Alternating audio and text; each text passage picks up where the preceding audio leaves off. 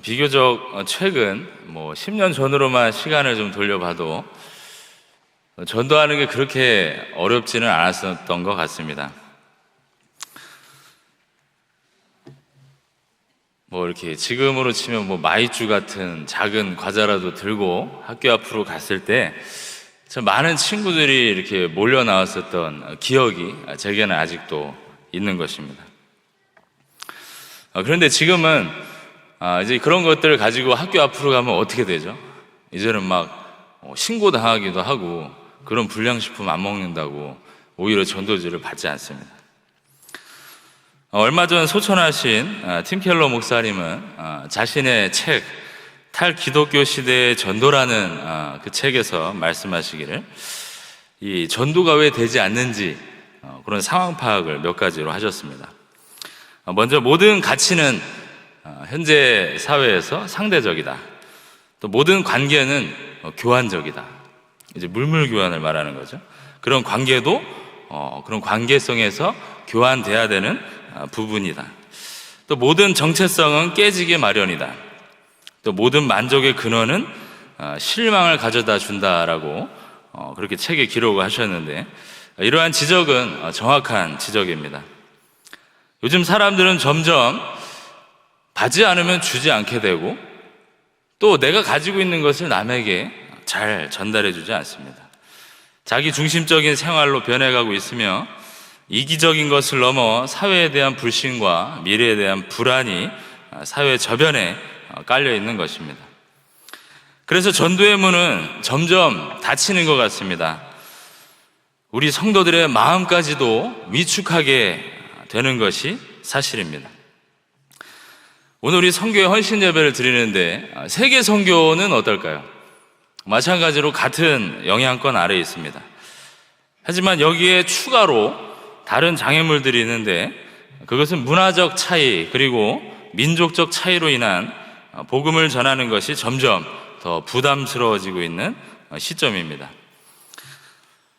그래서 우리는 또 제가 오늘 말씀드리려고 하는 거는 그래서 전도를 하지 말자가 아닙니다. 지금 상당히 표정이 심각하신데 그 결론으로 가면 이제 전도를 해야 된다라고 그렇게 제가 결론을 맺을 겁니다. 특별히 오늘 요나서를 통하여서 우리가 전도하는데 어떤 마음을 품고 전도를 해야 하는가?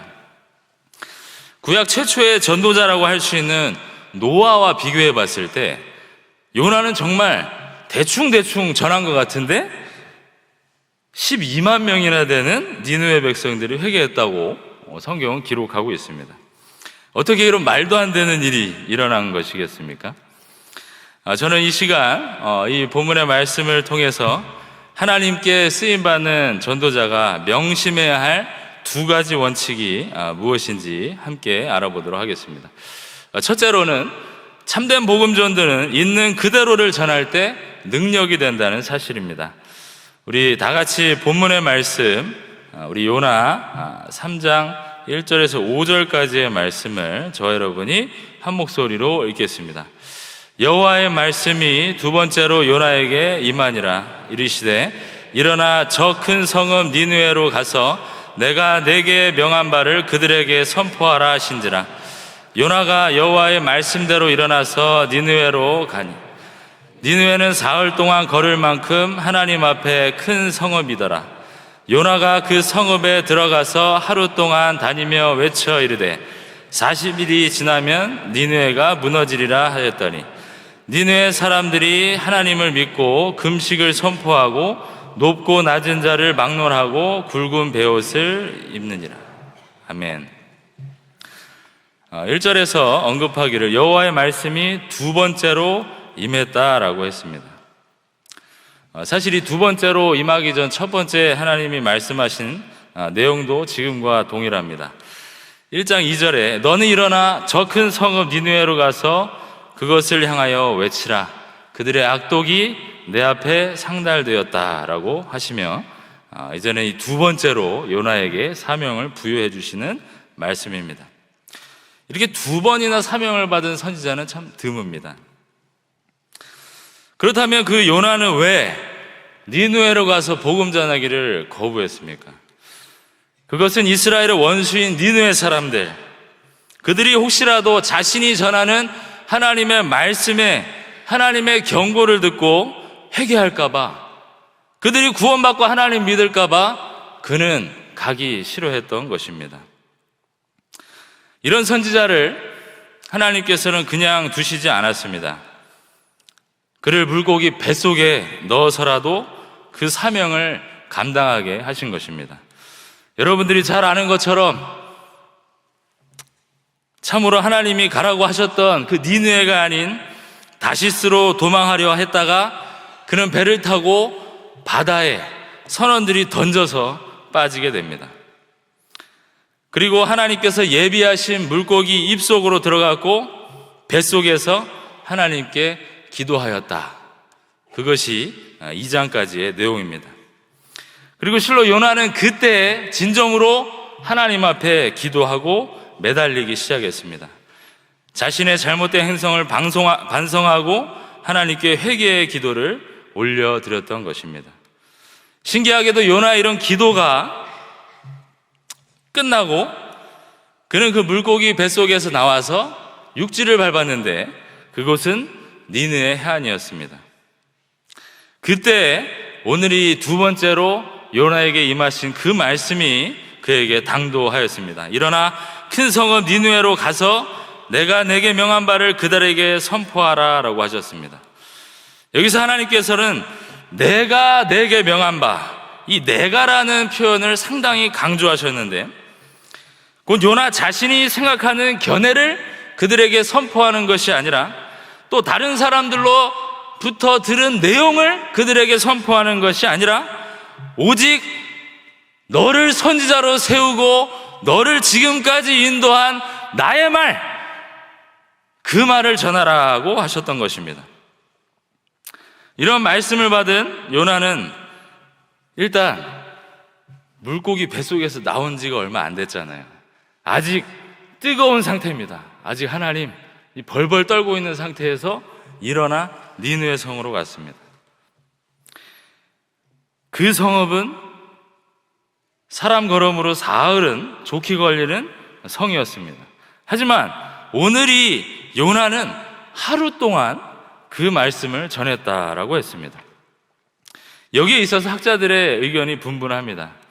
요나가 그 사흘길 걸리는 도성을 횡단해가지고 하루 만에 전했다, 또는 대표적인 장소만 찾아서 전했다, 그래서 하루가 걸린 것이다 라고 하지만 그는 그 니느웨라는 성을 잘 몰랐으며 현재 그가 전하기 싫어한다는 사실을 그러한 측면에서 봤을 때 설득력이 떨어지는 주장이라고 볼 수 있습니다.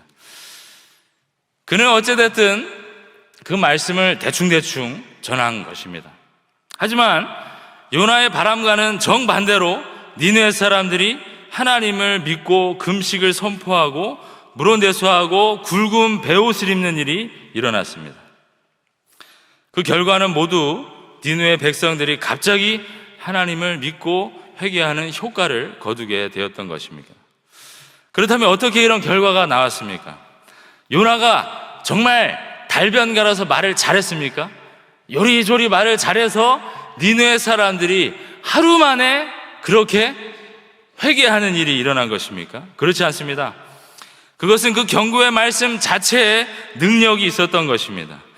그 능력은 하나님의 능력이고 니느웨의 모든 심령을 변화시키기에 충분한 능력의 말씀이었던 것입니다. 그처럼 하나님의 말씀 자체에 힘이 있음을 명백하게 보여주는 말씀이며 요나의 불성실과는 달리 그 하나님의 메시지는 구약 시대에도 그렇게 여전히 일하고 계신다라는 사실을 우리에게 전해주고 있습니다. 제가 며칠 전에 이제 북한 분들 이렇게 탈북민도 오셔서 행사하는 그런 행사를 주관을 했었습니다.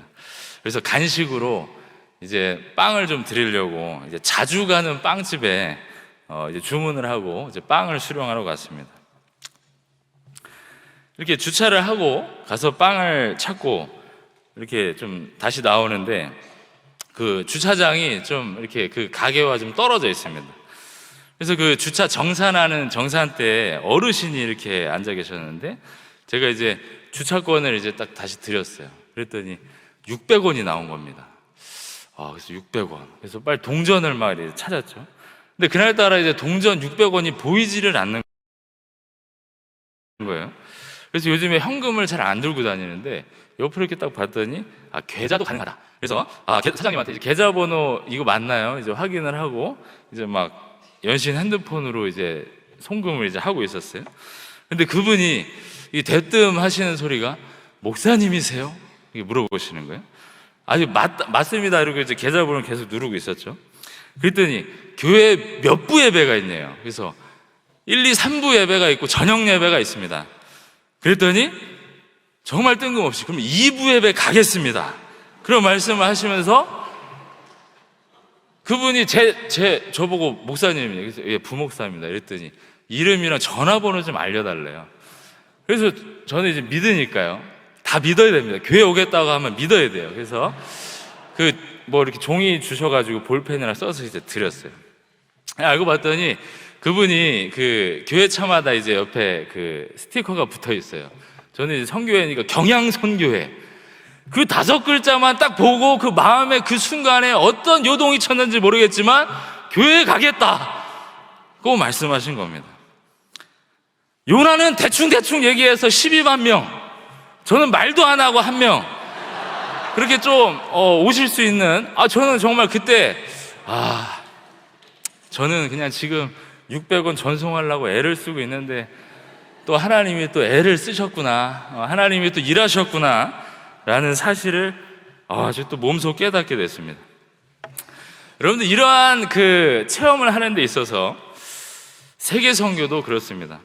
우리는 지지난주 수요밤 예배 때 우리 백수연 선교사님 선교 보고를 들었어요. 얼마나 강렬했던지.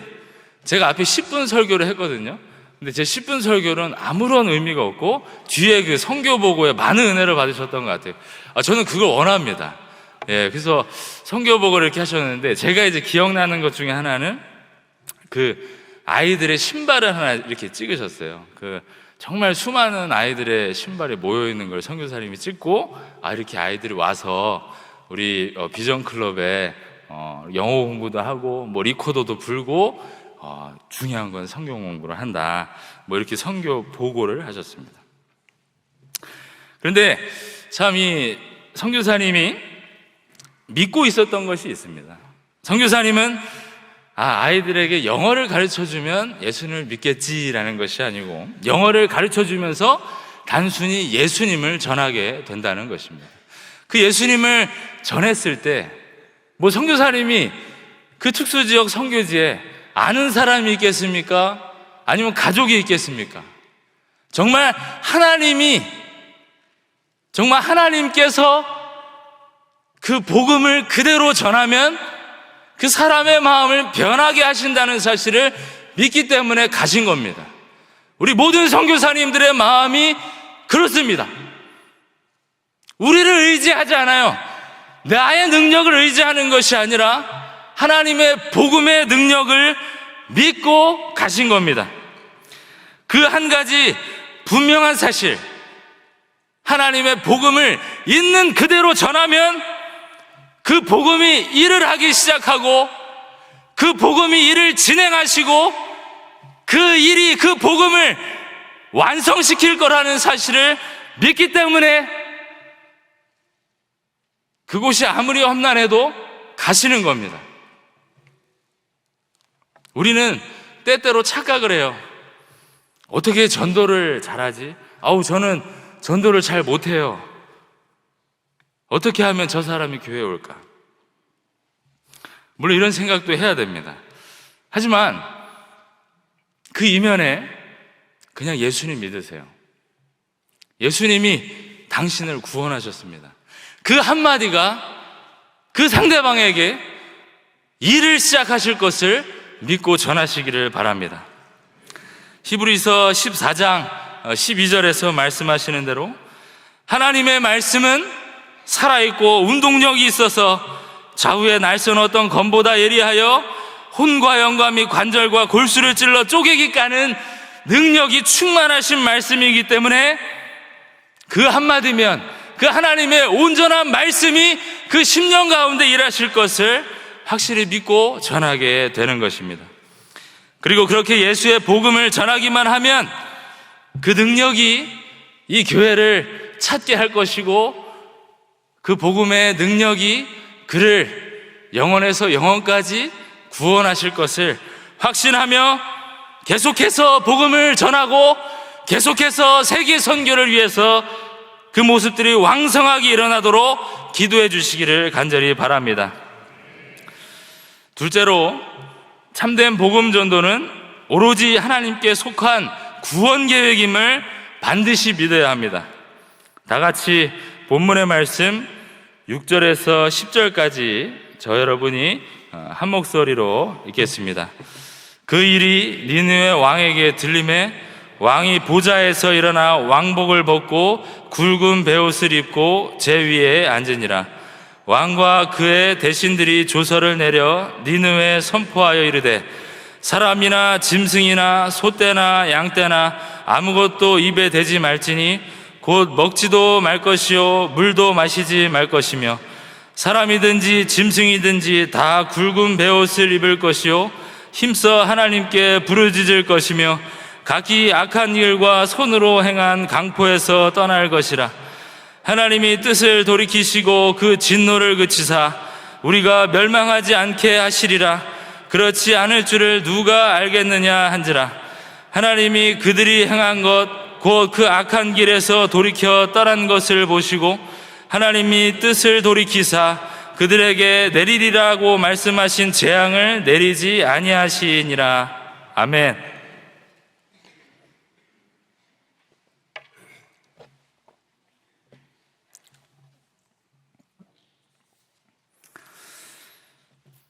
그 일이 니느웨 왕에게 들림에라고 하였는데, 그 일이란 바로 윗절에 니느웨 사람들이 그 요나의 경고를 듣고 하나님을 믿고 회개한 일입니다.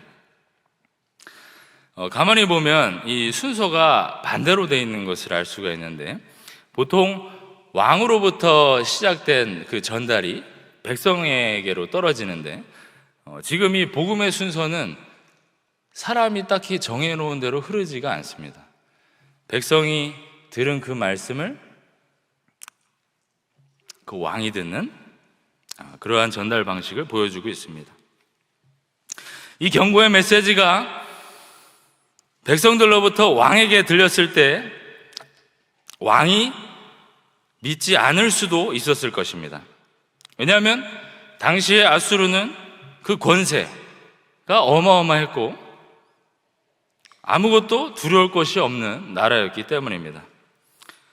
그럼에도 불구하고 왕이 왕복을 벗고 굵은 베옷을 입고 회개했다, 하나님을 믿게 되었다는 사실은 이러한 복음의 전달이 하나님의 주권적인 계획에 의해서 진행되고 있다는 사실을 아주 잘 보여줍니다.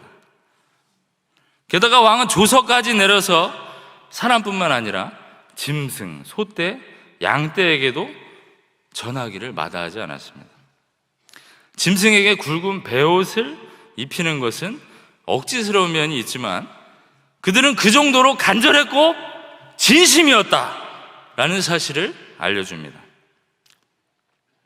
또한 당시 니느웨 성은 메소포타미아에서 가장 오래되고 규모 또한 가장 큽니다.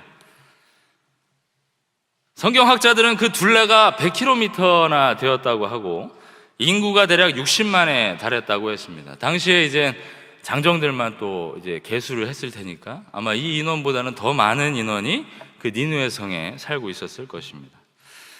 그런데 이 대도시에서 그저 한 사람의 선지자가 40일이 지나면 성이 함락된다 라는 이러한 선포를 듣고 모두가 정신이 번쩍 나서 왕에서부터 백성들까지 회개하게 됐다는 것은 하나님의 은혜가 아니면 될 수 없는 일입니다. 그렇다면 그들의 죄악은 무엇이었습니까? 그것을 악독이라고 하였는데, 그 악독은 하나님의 백성들을 괴롭힌 죄악이었으며 모르긴 몰라도 죄악된 생활을 통하여서 그들은 죄된 그런 상황에 있었을 것입니다. 그랬던 자들이 지금 그 한마디로 어떻게 변했는지 보시기 바랍니다. 너희는 힘써, 왕이 백성들에게 하기를 너희는 힘써 하나님을 부르짖을 것이며 각기 악한 일과 손을 행한 강포에서 떠날 것이라. 하나님이 뜻을 돌이키시고 그 진노를 그치사 우리가 멸망하지 않게 하시리라는 마지막 소망을 품은 자들로 변했습니다.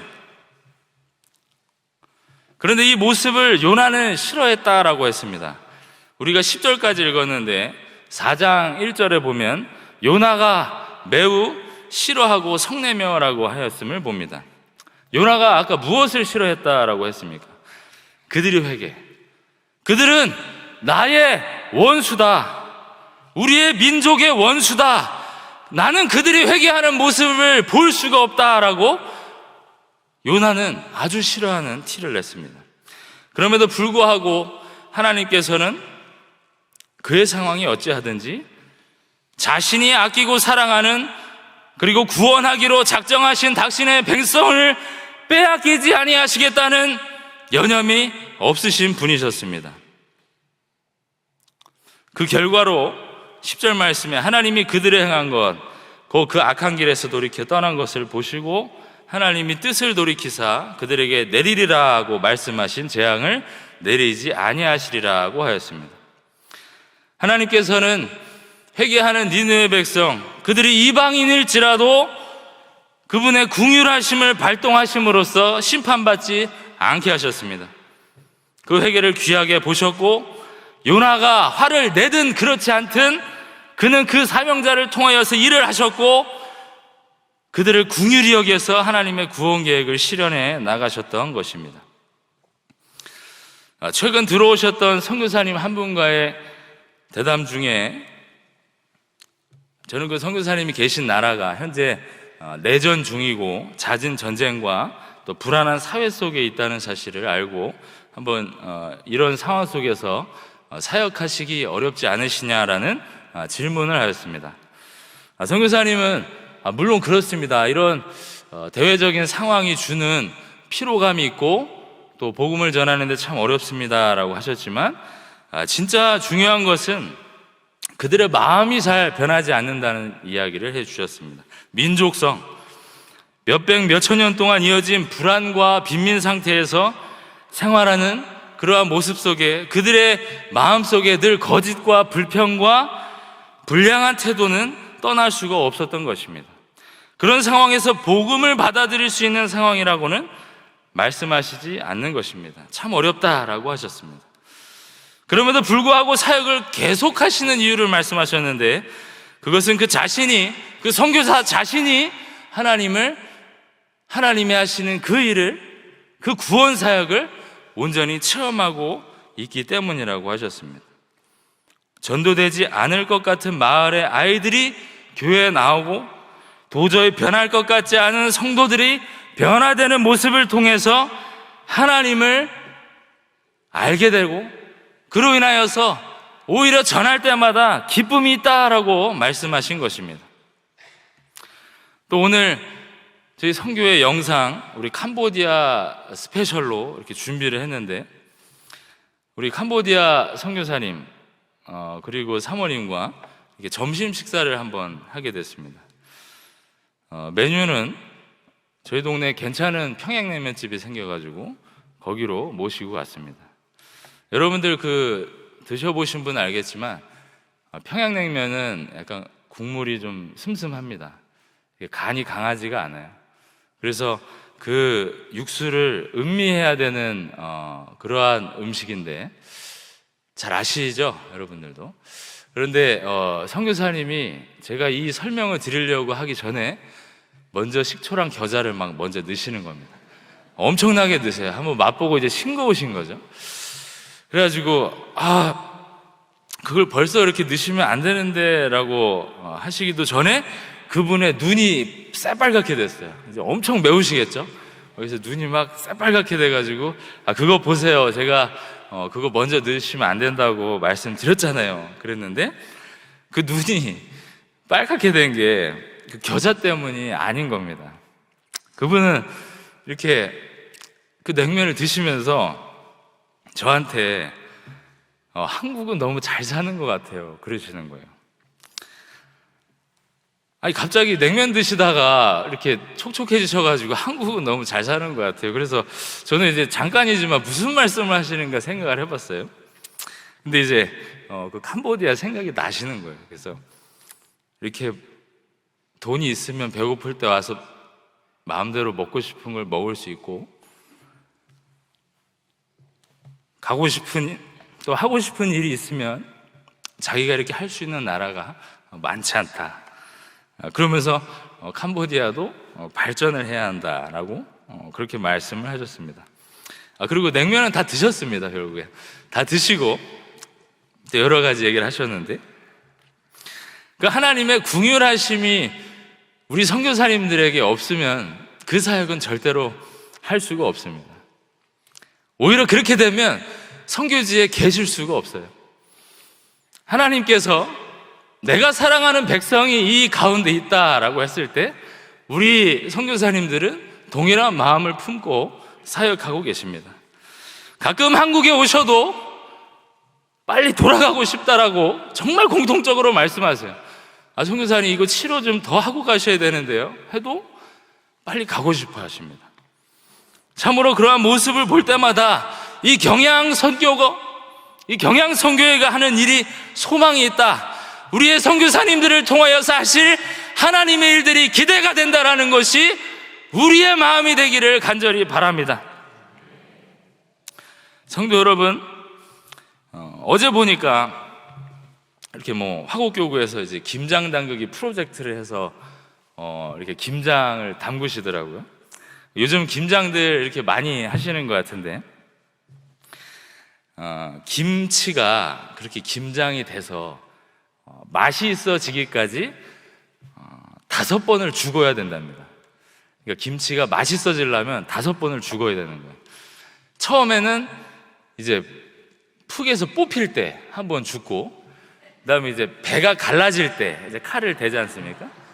한 번 죽고, 그 다음에 또 언제 죽냐면 이제 소금에 절여질 때, 끔찍할 것 같아요. 그 소금에 절여질 때, 그 다음에 이제 고춧가루에 한 번 또 당할 때, 그리고 이제 고춧가루까지 갔으면 이제 그 장독에 담길 때 마지막으로 이제 죽고 귀한 맛을 내는 겁니다. 오늘 여러분들 요나는 하도 많이 들어가지고 요나가 오늘 몇 번 죽었습니까? 제가 이런 질문을 드리면 또 막 생각해 보실 텐데, 이미 그는 배에서 바다로 던져질 때 죽었어요. 그리고 뱃속에 들어가서 또 죽었죠. 주님, 마지막 그 뱃속에서 기도할 때 뭐라고 하죠? 주께 서원한 것을 갚겠습니다. 주님이 구원주이심을 믿나이다. 그랬는데 니느웨 가서 하는 일 보십시오. 주님, 저는 그 일을 하고도 너무나 싫습니다 라고 한 것입니다. 여러분들, 우리가 참된 전도를 하기까지, 참된 사명인으로, 참된 복음 전도자로 맛을 내기까지 얼마나 죽어야 합니까? 매 순간 죽어야 됩니다. 매 순간 죽어야지 선교 헌금하고, 매 순간 죽어야지 선교지로 가고, 매 순간 죽어야지 봉사할 수 있는 것이 우리의 모습입니다. 그러한 사실을 알면서도 주님은 그의 아들을 우리에게 주심으로 우리를 완전히 죽게, 다시는 우리를 드러내지 못하게 하심으로써 전도하게 하셨다는 사실을 기억하시고, 가든지 보내든지 하는 이 선교를 마음 깊숙한 곳에서부터 주님, 오늘도 나를 죽여주시옵소서라고 담대한 고백으로 선교하시기를 간절히 바랍니다.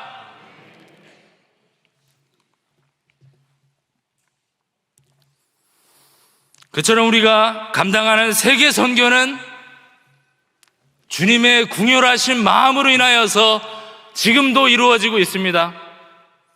선교사님, 그리고 보내는 선교사인 여러분들, 우리 모두의 마음을 하나님께 대한 소망으로 마음을 품게 하시고 또 그 긍휼하심을 입혀주셔서 불모지일지라도 정말 풀 하나 자라지 않는 땅일지라도 우리를 보내셔서 또 우리를 가게 하셔서 우리에게 헌금하게 하셔서 우리에게 기도하게 하셔서 내가 내게 명하는 바를 그들에게 선포하라 라는 말씀을 46년간 전하게 하신다는 사실을 기억하시고 주님 오시는 그날까지 이 귀한 사역을 넉넉히 감당하시는 경양의 모든 성도님들 되시기를 주님의 이름으로 축원합니다.